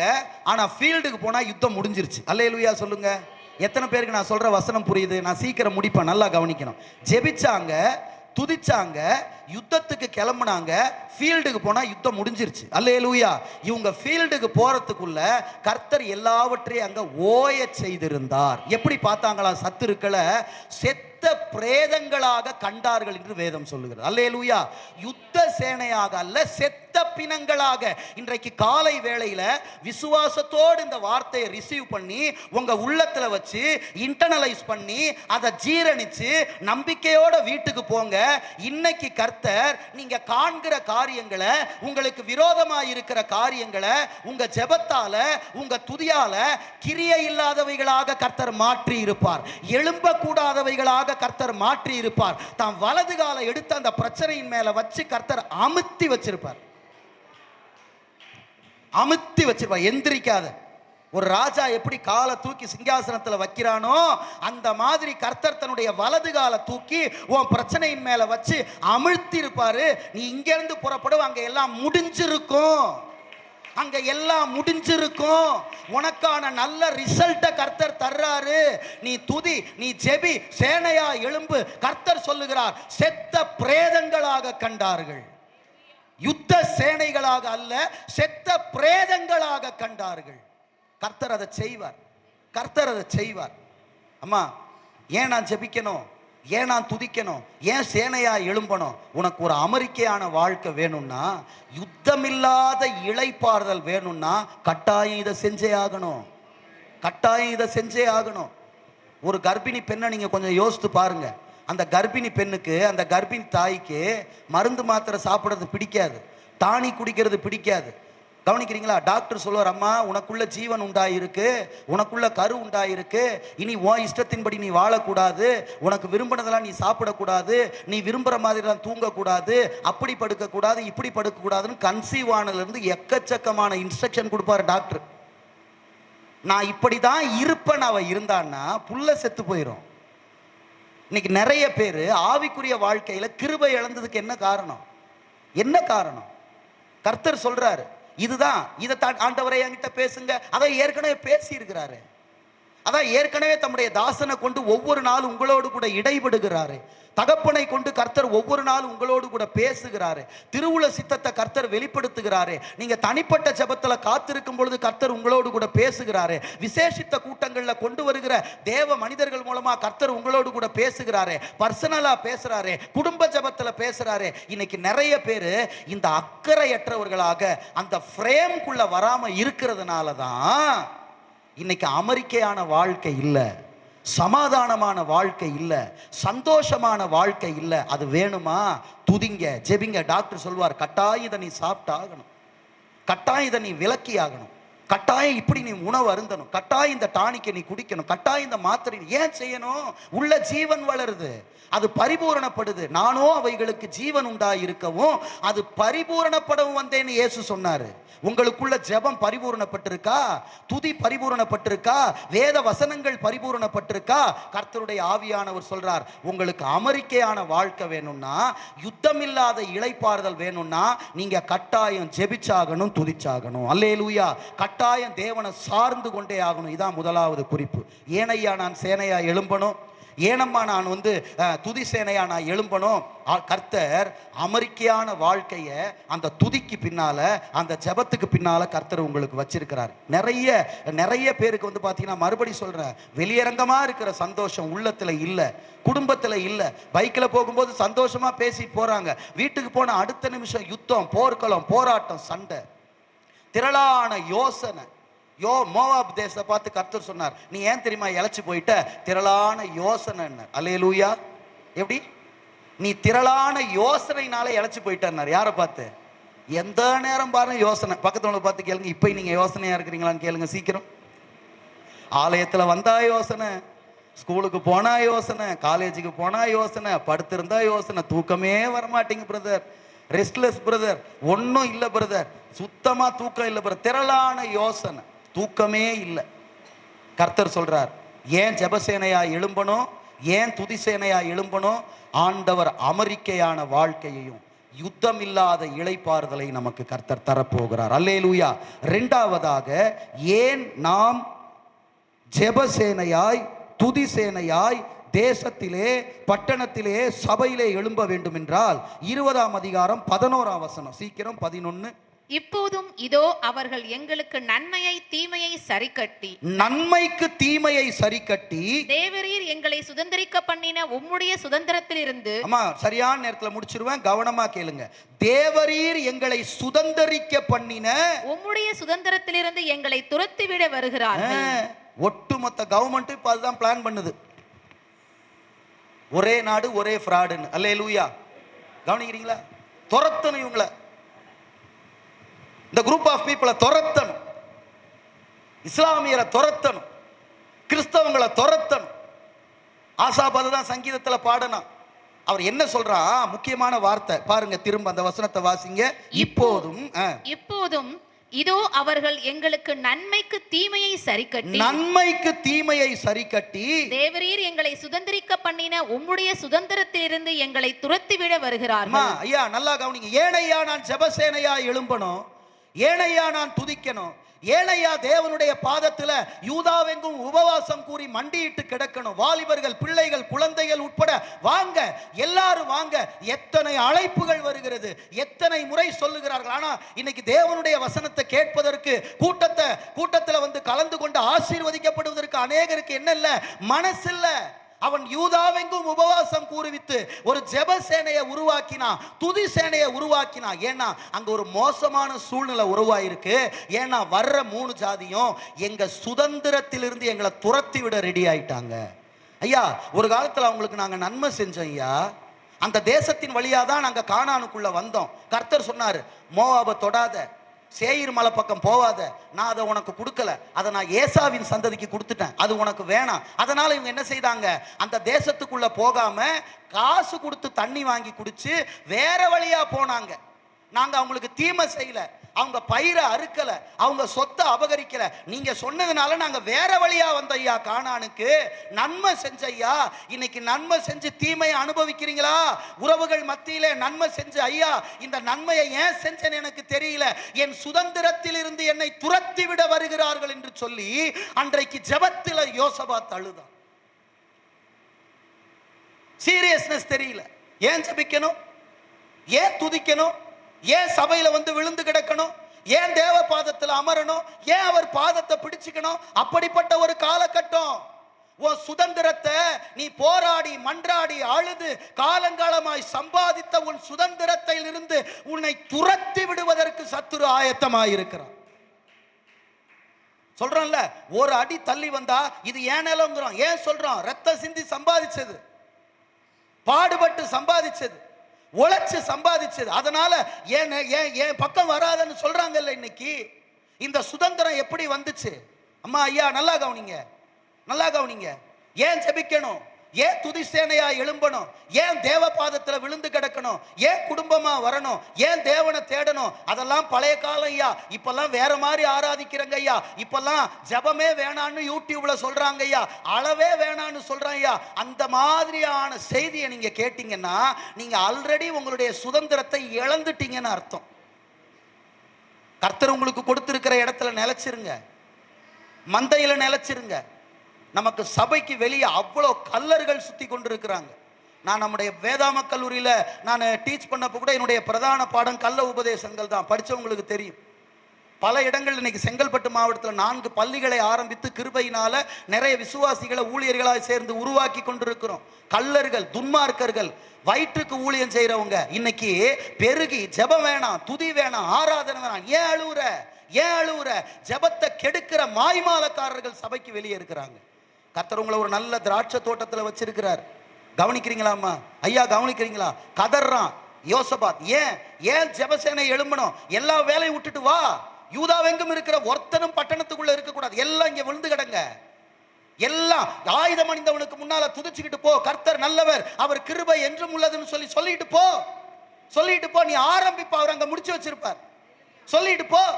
உலகத்தானுக்கு முட்டாளா இருக்கும், ரட்சிக்கப்படாத உன் கணவனுக்கு அது முட்டாள்தனமா இருக்கும், ஊரானுக்கு முட்டாள்தனமா இருக்கும், உறவினனுக்கு முட்டாள்தனமா இருக்கும். ஆனால் அதுதான் எங்களுக்கு தேவ பலன், அதுதான் தேவ ராஜ்யத்தினுடைய மாடல், அதான் கிங்டம் ஸ்டைல். அதான் என் சுதந்திரத்தை பறிக்க வருது ஐயா. பாடுபட்டு இந்த சுதந்திரம் எப்படி வந்து ஒரே ஒரு வசனத்தை காட்டி முடிச்சிருந்த இந்த குறிப்பை எப்படி இந்த சுதந்திரம் வந்துச்சா? 7ஆம் வசனம் அதையும் சொல்றாரு யோசபாத் 7. எங்கள் தேவனாகிய நீர் உம்முடைய ஜனமாகிய இஸ்ரவேலுக்கு முன்பாக இந்த தேசத்து குடிகளை துரத்தி விட்டு சொல்றார் பாருங்க, இந்த தேசத்து குடிகளை துரத்தி விட்டு இதை உம்முடைய சிநேகிதனாகிய எப்படி சொல்றாரு பாத்தீங்களா? ஜெபத்துக்கு உம்முடைய சிநேகிதனாகிய ஆபிரகாமுடைய சந்ததிக்கு என்னென்றைக்கும் கொடுக்கவில்லை. எப்படி ஜெபிக்கிறார் பாத்தீங்களா? அப்பா இந்த சுதந்திரத்தை நீங்க யாருக்கு தெரியுமா கொடுத்தீங்க? உம்முடைய சிநேகிதன். எப்படிங்க, என்ன மாதிரி ஒரு இன்டிமசி பாத்தீங்களா? உம்முடைய சிநேகிதன். அல்லேலூயா. ஆபிரகாமே, நீயா என்ன தெரிஞ்சுக்கிட்ட? நான் உன்னை தேடி வந்தேன். விக்கிரகத்தை செய்து பிழைப்பு நடத்தின குடும்பத்தின் பின்னணியில இருந்த நீ உன்னை காரானூரிலே மொசப்பத்தோமியாவிலே மகிமையாய் உன்னை சந்தித்து உனக்கு பிள்ளை இல்லை, உனக்கு பிள்ளை இல்லை, உனக்கு 100 வயசாயிடுச்சு, சாராளுடைய கர்ப்பம் செத்து போயிடுச்சு, உன் சரீரம் செத்து போயிடுச்சு. அந்த நேரத்தில் நான் உனக்கு வாக்கு பண்ணினேன், வானத்து நட்சத்திரங்களை போல கடற்கரை மணலை போல உனக்கு நான் பிள்ளைய தருவேன். ஒரு பிள்ளைய கேட்டான், ஒரு தேசத்தை கர்த்தர் அவனுக்கு வாக்கு பண்ணினார். அவன் கேட்டது ஒரே பிள்ளை, உனக்கு நான் தேசத்தை தருவேன்டான்னு கர்த்தர் சொன்னார். அவனுக்கு வாக்கு பண்ணும் பொழுது கானான் வறண்ட பூமி, ஒண்ணுமே கிடையாது, வறண்ட பாலைவனம். சத்துருக்களை வைத்து கர்த்தர் அதை ஒர்க் பண்ணார். சத்துருக்களை வைத்து அதை கர்த்தர் ஃபீல்டு ஒர்க் பண்ணார், செழிப்பாக்கினார். அந்த ஜனத்தை துரத்தி தம்முடைய ஜனத்தை கர்த்தர் உள்ள கொண்டு வந்தார். கதர்றான் யோசபாத், எங்களுடைய சுதந்திரத்தில் இருந்து எங்களை துரத்தி விட வந்திருக்கிறார்கள். ஆசாப் சொல்லி அலறான் 80ஆம் சங்கீதத்தில், ஆண்டவரே எங்க சுதந்திரத்தில் இருந்து எங்களை துரத்தி விட வந்திருக்கிறார்கள். இந்த மோசமான நிலைமையில ஜெபம் இல்லாம, துதி இல்லாம, ஆராதனை இல்லாம, வேலைக்கு போறதும் வர்றதும் சாப்பிட்றதும் தூங்குறதும் இன்புட்டும் அவுட்புட்டுமா இருந்தா எப்படிங்க விளங்கும்? எப்படி எழுப்புதல் வரும்? எழுப்புதல் கூட்டத்துக்கு குறை இல்லை, நான் யாரையும் குற்றப்படுத்தலை. ஐயாவுக்கு என்னை பத்தி நல்லா தெரியும். நான் உண்டு, என் வேலை உண்டு, யாருக்கு எந்த பிரச்சனை. சில பேர் சொல்லுவாங்க இவர் இந்த தெருவில் இருக்கிறதே தெரியாது. நான் சொல்றேன் ஏன் இருக்கணும்னு கேட்குறேன். என்ன சாட்சி அம்மா? இவர் இந்த தெருவில் இருக்கிறதே தெரியாதுங்க, நீ ஏன் இருக்கிறன்னு தான் நான் கேட்குறேன். இருந்து என்ன பிரயோஜனம்? இருக்கிறேன்னு தெரியணும். அல்லேலூயா சொல்லுங்க பார்ப்போம். பக்கத்தவங்களை பார்த்து கேளுங்க, இந்த மாதிரி சாட்சியெல்லாம் நமக்கு தேவையில்லை. இங்கே ஒரு தேவ மனுஷன் இருக்கிறான். சர்வமும் குழப்பமா இருக்கும்போது தேவனுடைய வார்த்தை ஒண்ணுதான் ஆதரவு. கர்த்தர் சிலரோடு கூட பேசுகிறார். உன் சுதந்திரத்தையே நீ இழக்க நிலைமையில வந்திருக்கிற, ஆனா வாய் கட்டப்பட்ட நிலைமையில ஜெபிக்க தெரியல, துதிக்க தெரியல. இந்த அனுபவம்லாம் இல்லையா? இருந்துச்சு. ஒருவேளை போஜனத்துக்காகத்தான் சேஷ்ட புத்திர பாகத்தை வித்தவன் யாரு? ஏசா. ஒரே வேலை டயர்டா வர்றான், வனத்துல இருந்து முடிக்க போறான், கவனிங்க, டயர்டா வர்றான், பசி. அங்க யாக்கோபு கூழ் சமைச்சிட்டு இருக்கிறான். அவன் கேட்கிறான், எனக்கு கொஞ்சம் கூழ் கொடு, நான் பசியா இருக்கிறேன். அப்போ உன் சேஷ்ட புத்த பாகத்தை, உன் சுதந்திரத்தை எனக்கு தரியா? யோ உயிரே போகுது இன்னையான்ட்டு கூழை வாங்கி குடிச்சிட்டு சத்தியம் பண்ணி நீ எடுத்துக்கிடான்ட்டான். வசனம் சொல்லுது எபிரேயர் 13, பிற்பாடு அவன் கண்ணீர் விட்டு கவலையோடைய தேடியும் மனம் மாறுதலை காணாமல் போனான். சுதந்திரங்கிறது ரட்சிப்புங்க, சுதந்திரங்கிறது அபிஷேகங்க, சுதந்திரங்கிறது அந்நிய பாஷைங்க, சுதந்திரங்கிறது ஆவியின் வரங்க, சுதந்திரங்கிறது துதிங்க, சுதந்திரங்கிறது ஜெபசேனைங்க. உங்க மேல கர்த்தர் அமர்ந்திருக்கிறார் பாருங்க, அது ஒவ்வொன்றும் சுதந்திரம். உங்க ஜெபம் ஒரு சுதந்திரம், உங்க ஆவிக்குரிய வரங்கள் ஒரு சுதந்திரம், உங்க ரட்சிப்பு ஒரு சுதந்திரம். உலகத்தின் கீழ்த்தரமானவைகளுக்காக ஒரு நாள் உங்க சுதந்திரத்தை வித்து கொடுத்துறாதீங்க. அதை காப்பாத்துறதுக்கு தான் கர்த்தர் இன்னைக்கு ஒரு சேனையை எழுப்ப நம்ம மத்தியில வந்திருக்கிறார். ஒரு துதிய கர்த்தர் நம்ம மத்தியில எழுப்ப வந்திருக்கிறார். மறுபடி நம்முடைய உள்ளங்கள்ல அந்த விதையை கர்த்தர் போட்டு அதை மரமாக மாற்றும்படி அவர் நம்ம மத்தியில வந்திருக்கிறார். கேளுங்க, ஏன் ஜெபிக்கணும்? ஏன் துதிக்கணும்? ஏன் நான் தேசத்துல சேனையா எழுந்தணும்? உன் சுதந்திரம் பறிபோகிற நிலைமைக்கு வந்திருக்கு. உனக்கு ஒரு காலத்துல நீ யாருக்கெல்லாம் நன்மை செஞ்சியோ அவனே உனக்கு விரோதமா தீமை செய்ய எழும்புற காலம் இன்னைக்கு தேசத்துல அதுதான் நடக்குது. இன்னைக்கு தேசத்துல நம்முடைய சுதந்திரத்திலிருந்து நம்மளை துரத்தணும்னு ஒரு பெரிய பிளான் நடக்குது. ஆனால் நாம் அவர்களை செத்த பிரேதங்களாக பார்ப்போம். இனி தேசம் கொடுமையை காண்பதில்லை. இந்த 10 ஆண்டுகள் கண்ட சிறுமை போதும், இந்த 10 ஆண்டுகள் கண்ட பாலியல் பலாத்காரங்கள் போதும், இந்த 10 ஆண்டுகள் தேசம் கண்ட எல்லா அக்கிரமங்களும் அநியாயங்களும் சீரழிவும் போதும். கர்த்தர் ஒரு மாற்றத்தை தருவாராக. எத்தனை பேர் கேட்குறீங்க? கையை உயர்த்தி எங்க சுதந்திரத்தை காப்பாற்றிக் கொள்ள எங்களுக்கு உதவி செய்யுங்க. அதுக்கு கர்த்தர் கொடுக்கிற ஒரே சொல்யூஷன் என்ன தெரியுமா? எழும்பு, சேனையா எழும்பு, ஜெபிக்க எழும்பு, துதிக்க எழும்பு, வேதத்தை தியானிக்க எழும்பு, கர்த்தருடைய பாதத்தில் யூதாவை போல விழுந்து கிட, நேரம் கிடக்கும் பொழுதெல்லாம் துதி ஸ்தோத்திரம் பண்ணி, அந்தி சந்தி மத்தியான வேலையில தாவீது துதித்தது போல தருணம் கிடைக்கும் பொழுது நள்ளிரவில நீ ஒவ்வொரு நாளும் எழும்புகிற மடி பிதாவின் மடியாய் இருப்பதாக, பிதாவின் மடியாய் இருப்பதாக. இப்ப 2 காரியங்களை சொன்னேன். ஒன்று, அமெரிக்கையான வாழ்க்கையும் யுத்தம் இல்லாத இளைப்பாறுதல் உனக்கு வேணும்னா நீ துதிச்சாகணும், ஜெபிச்சாகணும். 2வது, உனக்கு கர்த்தர் தன் சிநேகிதனாகிய ஆபிரகாமுக்கு கொடுத்த அந்த, எப்படி அவரு அதை பாயிண்ட் அவுட் பண்றாரு பாருங்க, அவனுக்கு கொடுத்தீங்களே, இங்க பாருங்க, அந்த சுதந்திரத்துல தான் உங்க ஆலயம் இருக்கு. கவனிக்கிறீங்களா? அந்த சுதந்திரத்துக்குள்ளதான் உங்க ஆலயம் இருக்கு. அந்த ஆலயத்துல உங்க மகிமை இருக்கு. கையை உயர்த்தி அல்லேலூயா. எங்க ஆலயத்துல தேவ மகிமை இருக்கு. அல்லேலூயா. எங்க ஆலயத்துல தேவன் உலாவுகிறார். அல்லேலூயா. சிறையிருப்புகளை கர்த்தர் மாற்றும்படி அவர் உலாவுகிறார். அவர் சொல்றார் இந்த ஆலயத்துல, அடுத்த வசனம்லாம் வீட்டுல போய் வாசிங்க, நேரம் இல்ல. சுதந்திரம், சுதந்திரத்துக்குள்ள ஆலயம், ஆலயத்துக்குள்ள தேவ மகிமை. நெகேமியா போய் ராஜா கிட்ட அந்த அலங்கத்தை கட்டும் பொழுது என்ன தெரியுமா கேட்டாரு? என் பிதாக்களுடைய கல்லறைகள் இருக்கிற பட்டணத்தை நான் கட்ட போறேன்னு. எப்படி கேட்டார் ராஜா கிட்ட? என் பிதாக்களுடைய கல்லறைகள் இருக்கிற பட்டணத்தை நான் கட்டணும், என்ன அனுப்பு. சுதந்திரத்துக்குள்ள அவ்வளோ மகிமை இருக்கு. ரட்சிப்பை இழந்துராதீங்க, துதியை இழந்துராதீங்க, ஜெபத்தை இழந்துராதீங்க. கர்த்தர் நம்முடைய சபையில நமக்கு ஏராளமான கிருபைகளை கர்த்தர் கொடுத்திருக்கிறார். மூன்றாவதாக, கடைசியாக 25 வாஸ்து நாம ஜெபம் பண்ண போறோம். 25 யோசபாத்தும் அவனுடைய ஜனங்களும் அவர்கள் உடைமைகளை கொள்ளையிட வந்தபோது அவர்கள் கண்ட ஏராளமான பொருட்களும் பிரேதங்களிலிருந்து உரிந்து போட்ட ஆடை ஆபரணங்களும் தாங்கள் எடுத்துக்கொண்டு போக கூடாது இருந்தது. 3 நாளாய் கொள்ளையிட்டார்கள். அது அவ்வளவு மிகுதியாய் இருந்தது. கை உயர்த்தி சொல்லுங்க, எனக்கு அப்பா வச்சிருக்கிறது அவ்வளவு மிகுதியா இருக்கு. பார்த்தீங்களா? ஒரு கையை தூக்க கூடாது. மிகுதினா எப்படி சொல்லுவீங்க? இவ்வளவாய் அன்பு கூர்ந்தார்னு பார்க்குறோம். பார்த்தீங்களா? அதுக்கு அளவே இல்லை. சொல்லுங்க பார்ப்போம். இந்த துதிக்கு பின்னால, ஜெபத்துக்கு பின்னால கர்த்தர் மறைந்திருக்கிற பொக்கிஷங்களை கர்த்தர் உங்களுக்கு தரப்போறார். எப்படி கொள்ளையிட்டாங்களாம்? 3 நாளா. அதான் சொன்னேன், யுத்தமில்லாத இளைப்பாறுதல். இவங்க சண்டைக்கு போனாங்க, ஆனா அங்க கொள்ளை அடிச்சுக்கிட்டு வந்தாங்க. அல்லேலூயா சொல்லுங்க. நல்லா கவனிக்கிறீங்களா? 3 நாளா. எத்தனை நாளா சொல்லுங்க? பை பத்தலன்னு சொல்லுங்க பக்கத்துல பார்த்து. விசுவாசத்தோட சொல்றவங்களுக்கு கர்த்தர் இதை வாய்க்க பண்ணுவார். இது கூட சில பேருக்கு சந்தேகம், எப்படி ஆகும்? எப்படி ஆகும்? ஏன் வேலை?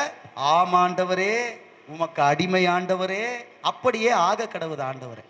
எப்படி செய்வார்ன்றது அவருக்கு தெரியும். என்னை பொறுத்த வரைக்கும் ஜஸ்ட் ஒரு சின்ன கமிட்மெண்ட். ஆமாண்டவரே, நான் உமக்கு அடிமை. ஏங்க, சண்டை போட தான் ப்ரிப்பேர் ஆனாங்க. முடிச்சிட்டேன், கவனிங்க. சண்டை போட தான் ப்ரிப்பேர் ஆனாங்க. ஆனால் ஃபீல்டுக்கு போனால், யுத்த காலத்துக்கு போனால் எல்லாம் பிரேதங்களாக எல்லாம் முடிஞ்சு போச்சு. இங்கே கிளம்புறாங்க, அங்கே யுத்தம் முடிஞ்சு போச்சு. எத்தனை பேர் விசுவாசிக்கிறீங்க? நான் வீட்டுக்கு போகும்போது எல்லாம் நல்லா இருக்குன்னு சொல்லுங்க பார்ப்போம். பாதி பேர் சத்தத்தை காணும். நான் வீட்டுக்கு போகும்போது எல்லாம் நல்லா இருக்குன்னு சொல்லுங்க பார்ப்போம். ஏங்க, நம்ம ஆண்டோட பேர் என்ன தெரியுங்களா? அவர் எல்லாவற்றையும் நன்றாய் செய்தார். அல்லேலூயா. அப்படிதான் அவருக்கு ஒரு சாட்சி பைபிள்ல இருக்கு. அவர் எல்லாவற்றையும் எப்படி செய்வாரா? செஞ்சா பெஸ்டா செய்வார், செஞ்சா நல்லா செய்வார். விசுவாசத்தோடு கூட ஏத்துக்கங்க. நீங்க இங்க இருந்து புறப்படுறீங்க, வீட்டுல கர்த்தர் சில காரியங்களை ஆண்டவர் மாற்றத்திற்கு உட்படுத்தி இருப்பார். மாற்றத்திற்கு உட்படுத்தி இருப்பார். கர்த்தர் நிச்சயம் கிரியை செய்வார். விசுவாசத்தோடு ரிசீவ் பண்ணுங்க வசனத்தை. இவங்க போறாங்க, அங்க கர்த்தர் இவங்களுக்கு சண்டையை வச்சில்ல. எந்த இடம் யுத்த களமா மாறும் நினைச்சாங்களோ அந்த யுத்த களத்தை விளை நிலமாக கர்த்தர் மாற்றி வைத்திருந்தார். நீ போய் நீ அறுத்துக்க போய், நீ இனிமே போய் தான் இப்ப நிலத்தை சுரண்டி என்னென்னமோ செய்வாங்களே விவசாயிங்க, அதெல்லாம் செஞ்சு விதைச்சி தண்ணி மேலே தண்ணி பாய்ச்சி அது கொஞ்சம் கொஞ்சமாக வளர்ந்து அது கனி தர்ற வரைக்கும் நீ காத்திருக்கணும்னு இல்லை. நீ ஆல்ரெடி எல்லாத்தையும் ஏன் சமூகத்தில் செஞ்சிட்டதுனால நான் உனக்காக யுத்த களத்தை ஆசீர்வாதமான களமாக வச்சிருக்கிறேன்.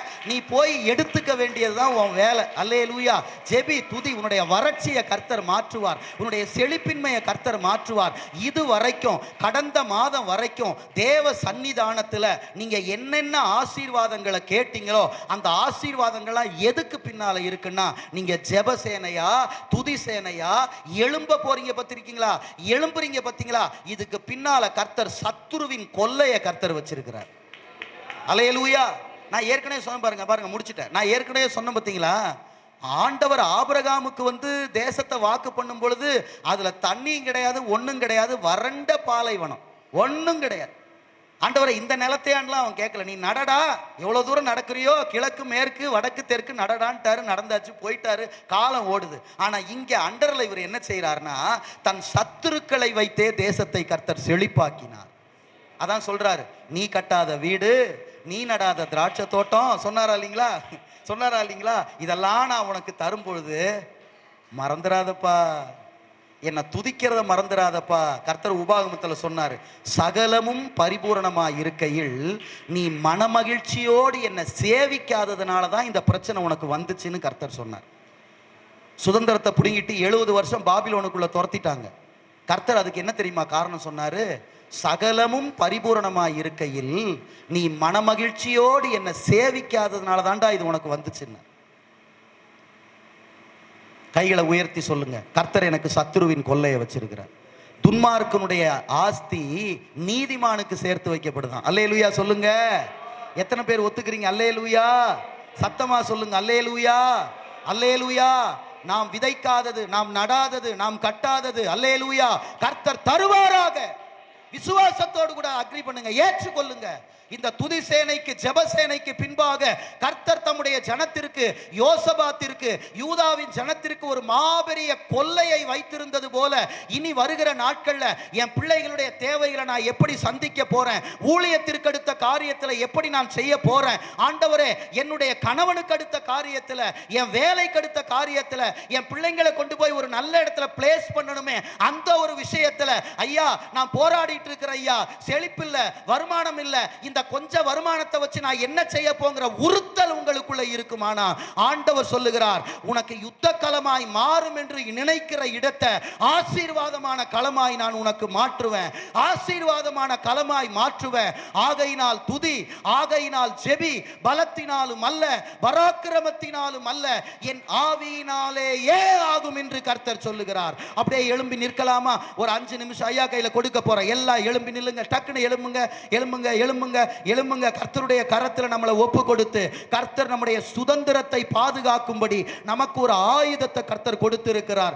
ஜெபம் பண்ணும்படி, துதிக்கும்படி கர்த்தர் நம்ம இன்றைக்கு அழைத்திருக்கிறார். நல்லா கொஞ்ச நேரம் விட்டு கொடுத்து கர்த்தர் ஆராதிக்க போகிறோம். கர்த்தருடைய சன்னிதானத்தில் கொஞ்ச நேரம் மன மகிழ்ச்சியாய் கர்த்தர் சொன்னார், சகலமும் பரிபூரணமாய் இருக்கையில் நீ என்னை மனமகிழ்ச்சியோடு சேவி. அப்படியே கொஞ்ச நேரம் எல்லாம் கண்களை மூடுங்க, கொஞ்சம் ரிலாக்ஸ் பண்ணுங்க, கர்த்தருடைய வார்த்தை இன்டர்னலைஸ் பண்ணுங்க, உங்களுக்குள்ள கொண்டு போங்க, அந்த வசனத்தை உங்க ஆவிக்குள்ள கொண்டு போங்க.